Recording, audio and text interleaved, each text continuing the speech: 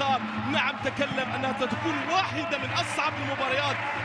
اللاعب الذي حقق 8 ألقاب على مستوى الدوري في الدوري السعودي.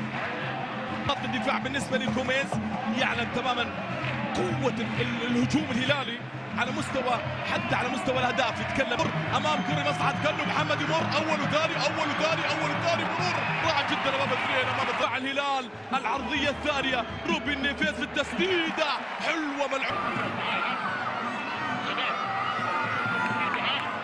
من 3 كرات، كره بلمسه حلوه جميله جدا، جول مرة سالم تسديد. ناصر ياخذ كرة ويلعب كرة سالم الدوسري في مكان جميل، كرة مروان سعدان. سنوات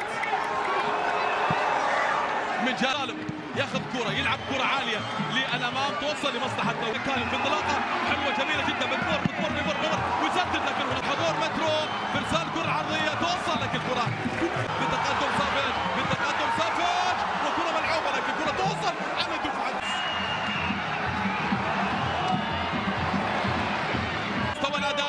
وبالتالي الكرة ملعوبة، خذوها تسديدة، الكرة توصل تروفيت ملعوبة، الكرة على اليمين التسديدة حلوة مرة هدوء حاضر وارسال الكرة العالية للأمام تتحول وتوصل